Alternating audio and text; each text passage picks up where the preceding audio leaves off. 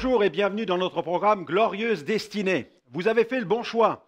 Vous vous trouvez au bon endroit, sur ce terrain béni de la méditation de la parole de Dieu. Je suis sûr que Dieu a quelque chose pour vous. Et aujourd'hui, j'ai intitulé mon sujet « Cœur brisé ». Et je crois que Dieu manifeste une tendresse toute particulière à l'égard de ceux qui ont souffert ou souffrent encore. Je vous propose de prier. Remettons sans attendre ces moments entre les mains de Dieu. Seigneur, merci pour ta présence, merci pour le ministère de ta parole. Et je veux prier aujourd'hui pour qu'au travers de cette émission, ceux qui sont en souffrance puissent trouver en toi la guérison de leur cœur. Tu es celui qui a le pouvoir de guérir physiquement, mais aussi intérieurement. Et je crois que le ministère de ta parole, conjugué à celui du Saint-Esprit, peut apporter la guérison dont le cœur a besoin. Au nom de Jésus, Amen. Gloire au Seigneur. Dieu soit loué pour ces moments bénis où nous pouvons nous placer devant Dieu pour qu'il dirige nos vies. Notre destinée en Jésus est tellement importante. Alors j'aimerais vous faire connaître l'un de mes livres, parce qu'évoquant le cœur brisé aujourd'hui, j'aimerais vous recommander un livre que j'ai eu plaisir à écrire. Son titre, « Votre cœur a-t-il été piétiné ?» Votre cœur a-t-il été piétiné? Ce livre comporte tout un enseignement et des magnifiques anecdotes de cœurs qui ont été consolés, restaurés et guéris grâce au message de l'Évangile et au ministère du Saint-Esprit. Nous désirons aider tous les internautes et les téléspectateurs dont le cœur a été malmené à puiser dans l'œuvre et la personne de Jésus leur restauration, leur guérison. Alléluia! N'est-ce pas magnifique? Allez, je vous propose de marquer une pause célébration avec Jean-Luc Gadreau qui chante « N'abandonne pas ». Il ne faut surtout pas abandonner, il faut continuer car il y a de l'espérance. Jésus est là pour saisir nos mains et pour nous faire marcher et pour nous rendre la guérison dont nous avons besoin. On l'écoute maintenant.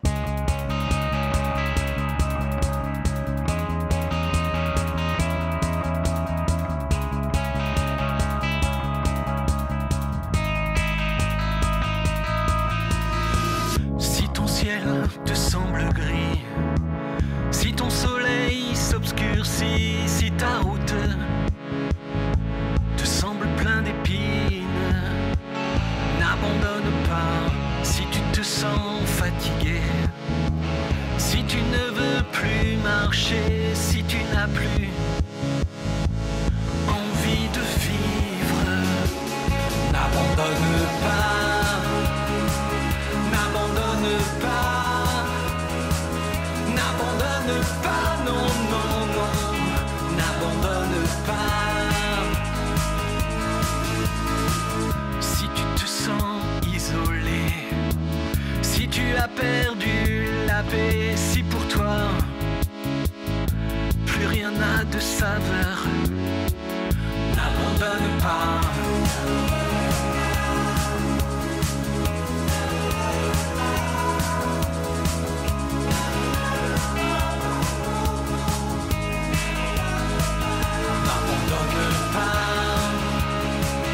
N'abandonne pas, n'abandonne pas, non, non, non, n'abandonne pas. Il veut faire de toi un sujet de joie, un rayon de soleil pour les autres. Ta vie pour lui a beaucoup de prix, il t'a choisi. Garde confiance en lui. Garde confiance en lui. N'abandonne pas. N'abandonne pas. N'abandonne pas. N'abandonne pas. Non, non, non. N'abandonne pas.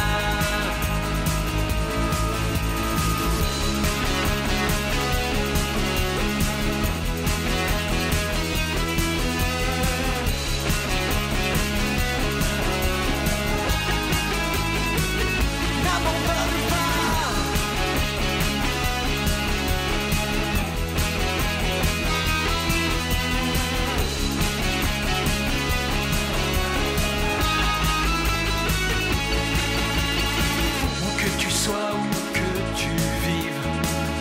prison, libre ou fugitif, n'oublie jamais ce cri qui vient de Dieu.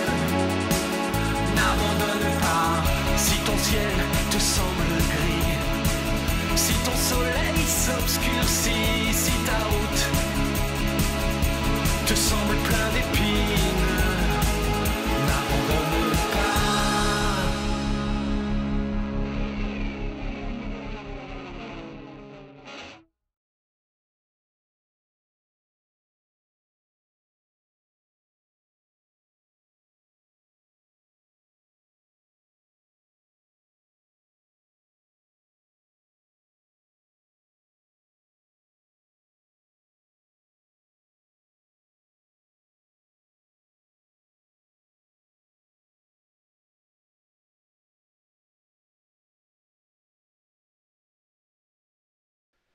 Merci à Jean-Luc pour ce chant magnifique. Toi qui m'écoutes, eh bien, n'abandonne pas. Un prédicateur noir de Londres racontait ce témoignage à la radio. Il avait 3 enfants qu'il aimait et l'aîné avait 17 ans. Il était comme la prunelle de ses yeux. Il connaissait la réussite dans ses études et le père était tellement fier de lui. Ce fils jouait du piano et il aimait chanter. Et puis un jour, le jeune homme a appris que le virtuose André Crouch venait pour un concert à Londres. Alors il a économisé pour s'offrir la place. Et ce soir-là, ce fut une soirée inoubliable, un des plus beaux soirs de sa vie. Et après le concert, il fallait reprendre la route, prendre le bus, et un arrêt se trouvait au coin de la rue, tout près de la salle de concert. Et une bande de jeunes s'est alors approchée de lui. Ils ont commencé à chahuter le jeune homme, tout cela parce qu'il était noir. Soudain, un des jeunes a sorti une batte de baseball et l'a frappé avec une telle violence que le jeune garçon s'est effondré dans une mare de sang. Les parents, ne voyant pas leur fils rentrer, se sont inquiétés. Cela ne ressemblait pas au jeune homme qui rentrait toujours à l'heure. Mais vers 2 heures du matin, des policiers ont frappé à la porte. Le père a ouvert. L'agent a dit au papa, « Monsieur, il faut vous rendre rapidement à l'hôpital car votre fils est entre la vie et la mort. » Les parents avaient le sentiment que le monde leur tombait sur la tête. Arrivés à l'hôpital, ils ont vu leur fils, le visage si marqué qu'on ne pouvait plus voir les yeux du pauvre garçon. Les médecins tentaient de le sauver. Des témoins avaient vu la scène et ont raconté à la police ce qui s'était passé, mais aucun d'entre eux n'avait osé intervenir. La police raconta au père ce qui venait de se produire. Et un profond sentiment de haine et de vengeance a rempli son cœur. Pendant plus de 6 mois, il a nourri ce sentiment. Il n'avait qu'une chose en tête, retrouver les 5 jeunes et les tuer. Il devenait très nerveux, il mangeait énormément, il s'est mis à prendre beaucoup de poids. Il souffrait de douleurs violentes à l'estomac, il ne supportait plus son épouse, il se fâchait même contre elle. Il ne supportait plus personne, ni même les membres de son assemblée. Il était vide, en colère, il était desséché. Ses sermons avaient même perdu toute leur onction, toute leur fraîcheur. Mais l'Église a compris ce qui se passait. Et elle s'est mise à prier pour son pasteur. Et un dimanche matin, le Saint-Esprit a confronté le serviteur de Dieu dans son bureau. Il a pleuré et le Seigneur l'a éclairé en lui disant ceci: tu dois te libérer de ces 5 jeunes. Tu dois les bénir car tu te détruis. Ce matin-là, il a pris la décision de pardonner. Il s'est présenté devant l'Église en pleurant et il a demandé pardon aux membres qui étaient présents. Cela faisait 6 semaines qu'il n'était pas allé à l'hôpital voir son fils car il ne supportait plus de le voir dans un tel état. Alors, l'après-midi même, sa femme et lui sont retournés à l'hôpital. Ils se sont assis près du jeune garçon. Le père a pris sa main et il a commencé à lui parler. Il lui a dit: quand je te dis quelque chose et que tu veux me dire oui, Tout simplement, tu presses ma main. Mais si tu es contre, tu ne fais rien. Mon fils, je déteste ceux qui t'ont fait du mal. Mais aujourd'hui, Dieu m'a parlé et il m'a demandé de ne plus m'accrocher à cette haine. J'ai pris la décision de pardonner. Soudain, la main du garçon se resserra sur celle de son père. Les parents virent des larmes couler sur le visage du jeune homme et il bougeait de telle manière qu'on avait l'impression qu'il voulait parler. Alors l'épouse a dit au père, « Nous devrions prier pour lui maintenant. » Ils ont posé leurs mains sur la poitrine de l'enfant et remercié Dieu pour sa fidélité. 45 minutes plus tard, le garçon a commencé à bouger sa tête. Ensuite, il a bougé ses mains et il s'est mis à parler. Il s'est tourné vers son père et il lui a dit ceci. « Papa, je suis si content pour toi. Tu as choisi de leur pardonner. Tu sais, quand le premier gars m'a frappé, j'ai senti les os de ma joue se briser. Je me suis effondré à ce moment-là. Et j'ai crié dans mon âme, « Je te pardonne, je te pardonne. » Votre cœur a-t-il été durement piétiné? Avez-vous été victime du rejet, de la calomnie, de mauvais traitements, d'insultes? Alors ce message est pour vous, il est pour vous. Qui d'entre nous n'a jamais été blessé? Ce livre, Votre cœur a-t-il été piétiné, nous appelle à ne pas nous laisser gagner par l'amertume, mais à regarder à Christ. Il est notre allié dans la souffrance et il désire nous remplir de sa paix. Alors retrouvez ce livre sur notre site internet www.gospelvision-international.com.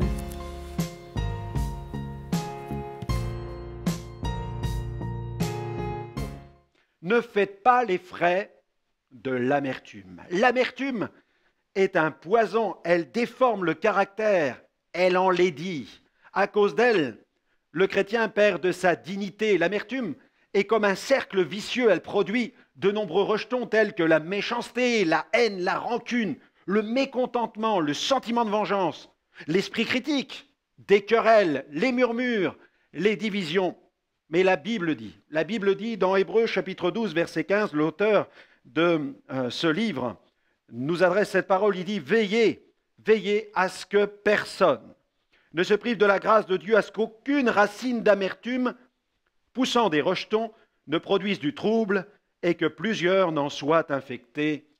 Amen. » Veillez même à ce que vos prières ne soient pas contaminées par l'amertume. Faites attention, l'amertume est un piège qui peut vous faire tomber dans l'hypocrisie. Vu de l'extérieur, vous avez tout l'air d'un chrétien, mais à l'intérieur, c'est le naufrage, c'est la désolation.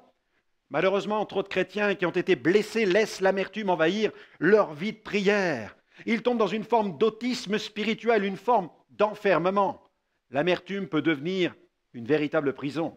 J'ai vu des chrétiens liés par l'amertume réclamer la justice expéditive de Dieu sur ceux qui ont été à l'origine de leurs blessures. Ils finissent par tout interpréter en leur faveur. Par exemple, dès que ceux qui les ont fait souffrir sont éprouvés, ils y voient immédiatement la correction du Seigneur. Je me souviens d'un pasteur qui racontait quelques problèmes qu'il avait rencontrés avec des chrétiens de son assemblée.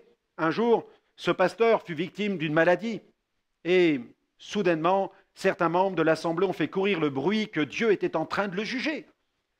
Mais Dieu résiste à ceux qui prient avec un esprit de jugement. Le chapitre 58 du prophète Ésaïe décrit l'état de cœur de l'intercesseur. Et cet état de cœur lui attire toute la faveur de Dieu. Je vous invite vraiment à étudier aussi ce chapitre 58, où il est question du vrai et du faux jeûne. Le juste se confie dans la justice parfaite de Dieu et non dans le jugement de Dieu. Il y a une différence entre attendre la justice de Dieu et attendre le jugement de Dieu. Car attendre le jugement de Dieu signifie être convaincu que Dieu ne peut plus faire miséricorde, qu'il n'y a plus d'autre choix. c'est être sûr du jugement expéditif de Dieu dans telle ou telle circonstance. Cela signifie aussi ne laisser aucun espace pour une quelconque manifestation de la miséricorde de Dieu. Lorsqu'une personne tombe dans un esprit de jugement, il n'y a plus la place pour la miséricorde dans son cœur. Un tel état de cœur ne reflète pas les sentiments du cœur de Dieu. De plus, c'est une grave prétention que de penser à la place de Dieu. Dans le psaume 112, verset 5, il est écrit « Heureux l'homme qui exerce la miséricorde et qui prête, qui règle ses actions d'après la justice. » N'oublions pas Matthieu 7, verset 2, « Car on vous jugera du jugement dont vous jugez, et l'on vous mesurera avec la mesure dont vous mesurez. » Le statut de victime ne peut nous octroyer le droit de juger et de condamner ceux qui nous ont fait souffrir. Car si nous condamnons, si nous critiquons, si nous calomnions, si nous jugeons, si nous nous vengeons, en quoi sommes-nous différents de ceux qui font le mal? Attention, cela ne veut pas dire que ce que nous avons souffert n'est rien et que Dieu est trop tolérant, par exemple. Soyons rassurés, Dieu a fixé un jour où il jugera les hommes. Mais la Bible dit, dans Romains 12, verset 19, « Ne vous vengez point vous-même, bien-aimés, mais laissez agir la colère, car il est écrit, « À moi la vengeance, à moi la rétribution, dit le Seigneur. » La justice de Dieu sera toujours le meilleur pour nous, car Dieu est juste. Quand David fit le dénombrement et que cela déplut à l'Éternel, Gad le prophète vint le trouver pour lui dire que l'Éternel allait juger cette désobéissance en lui envoyant des fléaux. Dans cette histoire, David devait choisir entre les 3 fléaux suivants, c'était 7 ans de famine, 3 mois de fuite devant ses ennemis ou 3 jours de peste. Il fallait faire le choix. David laissa l'Éternel choisir lui-même. Il s'en remit à la justice divine. Pourquoi? Parce qu'il savait qu'elle était parfaite. David répondit à Gad le prophète dans 2 Samuel 24, verset 14, « Je suis dans une grande angoisse. Oh, tombons entre les mains de l'Éternel, car ses compassions sont immenses, mais que je ne tombe pas entre les mains des hommes. » 2 Samuel 24, verset 15 à 16, « L'Éternel envoya la peste en Israël depuis le matin jusqu'au temps fixé, et de Dan à Beersheba, il mourut 70 000 hommes parmi le peuple. Comme l'ange étendait la main sur Jérusalem pour la détruire, l'Éternel se repentit de ce mal, et il dit à l'ange qui faisait périr le peuple, « Assez, retire maintenant ta main. » L'ange de l'Éternel était près de l'aire d'Aravna, le Jébusien. Le juste est appelé à être un instrument de miséricorde. Il est aussi appelé à réclamer la miséricorde plutôt que le jugement. Dans Jacques 2, 13, « Car le jugement est sans miséricorde pour qui n'a pas fait miséricorde. » La miséricorde triomphe du jugement. Le juste veille à garder un esprit bien disposé. Dans le psaume 51, verset 12, « Ô Dieu, crée en moi un cœur pur, renouvelle en moi un esprit bien disposé. » Surtout, ne blâmez pas Dieu. Dieu est votre meilleur allié dans la souffrance. Ne vous le mettez pas à dos. C'est une erreur de se révolter contre celui qui veut nous sauver en cherchant à le blâmer. C'est une erreur. Dans Isaïe 66, verset 2, « Voici sur qui je porterai mes regards, sur celui qui souffre et qui a l'esprit abattu, sur celui qui craint ma parole. » Il éprouve de la compassion pour le cœur qui est brisé. Psaume 147, verset 3, « Il guérit ceux qui ont le cœur brisé et il pense leurs blessures. » Approchez-vous de Dieu dans un esprit de prière. Le 24 décembre 2004, sur France Inter, un auditeur a posé une question à Christian Chesneau, un des 2 otages français qui avait été retenu 4 mois en Irak par un groupe terroriste islamique. Eh bien, pendant votre captivité, voici la question, quelle a été votre position face aux religions, face à Dieu? Avez-vous prié au contraire? Avez-vous eu une position de rejet par rapport à la foi? Christian Chesneau a répondu, « Nous n'en avons pas parlé, car ce sont des questions intimes, mais je suis croyant et Georges Malbruno également. Nous avons prié très souvent et très régulièrement. Avec Georges, nous avions 3 séances de prière par jour, le matin, le midi et le soir. Cela nous a beaucoup aidés. Quand vous êtes dans cette situation, vous n'avez plus que Dieu sur qui compter. La prière. La prière permet à Dieu de nous donner les premiers soins lorsque nous sommes blessés. La prière exprime une marque d'ouverture. Lorsqu'une personne est blessée, elle a tendance à se replier, à se protéger. Son capital confiance est largement entamé. Mais quand nous décidons de prier, nous montrons à Dieu que nous sommes disposés à recevoir ses soins. Jacques 5, 13. Quelqu'un parmi vous est-il dans la souffrance qu'il prie? Jacques 4, 8. Approchez-vous de Dieu et il s'approchera de vous. Avant d'appeler le pasteur, avant d'appeler les anciens, appelez Dieu. On ne peut pas tout dire à un homme, mais on peut tout dire à Dieu. Le secours des hommes peut tarder, mais celui de Dieu ne tardera jamais. Le pasteur est absent, il est occupé. Tournez-vous vers Dieu, il est disponible 24 heures sur 24. La prière va permettre au Seigneur de soigner votre cœur blessé. Dans le psaume 30, verset 2, « Éternel, mon Dieu, j'ai crié à toi, dit le psalmiste, et tu m'as guéri. » Le psalmiste reconnaît que la guérison est venue quand il a crié vers Dieu. C'est l'Éternel qui a opéré lui-même la guérison. Alors ne tardez pas, invoquez-le, demandez-lui de vous guérir. Vous pensez peut-être, cela ne sert à rien.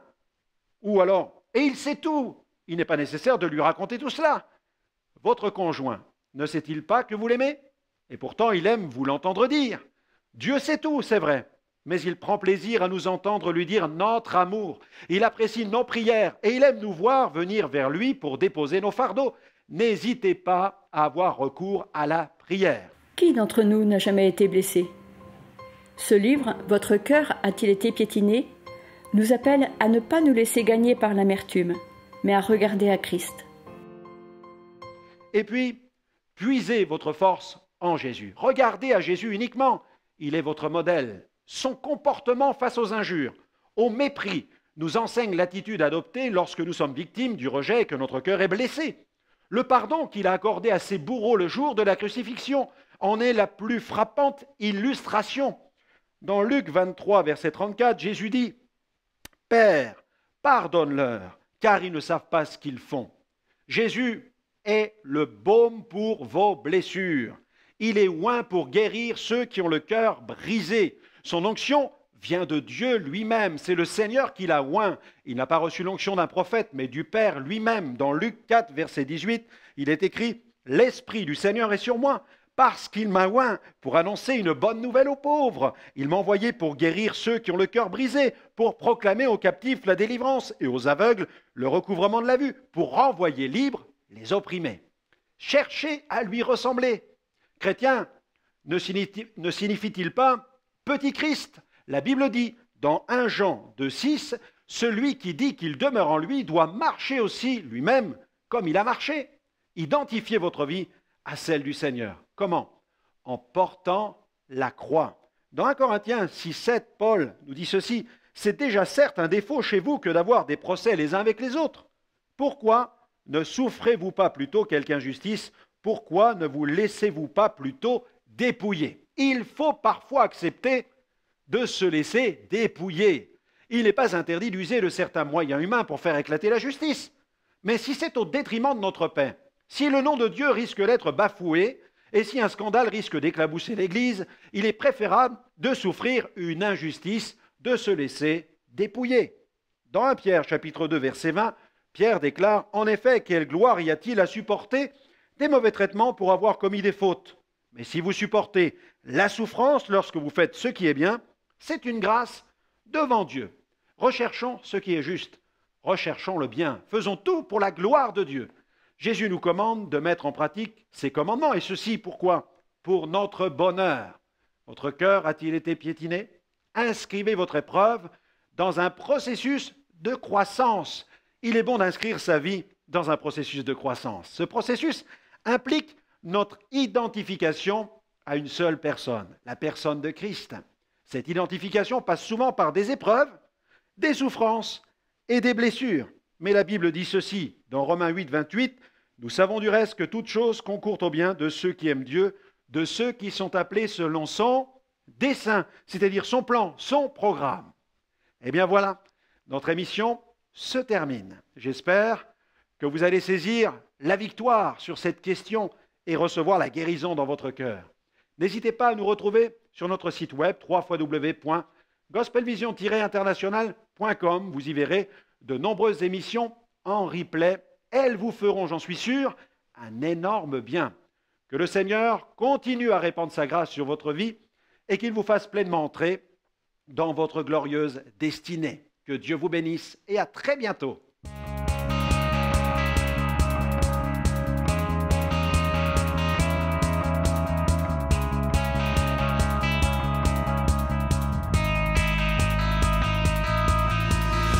Si ton ciel te semble gris, si ton soleil s'obscurcit, si ta route te semble plein d'épines, n'abandonne pas. Si tu te sens fatigué, si tu ne veux plus marcher, si tu n'as plus envie de vivre, n'abandonne pas, n'abandonne pas, n'abandonne pas, non, non, non, n'abandonne pas. Si tu te sens isolé, si tu as perdu la paix, si pour toi plus rien n'a de saveur, n'abandonne pas.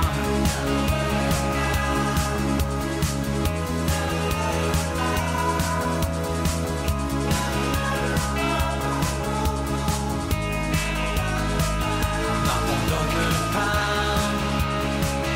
n'abandonne pas, n'abandonne pas, non, non, non, n'abandonne pas. Il veut faire de toi un sujet de joie, un rayon de soleil pour les autres. Ta vie pour lui a beaucoup de prix, il t'a choisi. Garde confiance en lui, garde confiance en lui. N'abandonne pas, n'abandonne pas, n'abandonne pas, n'abandonne pas, non, non, non, n'abandonne pas.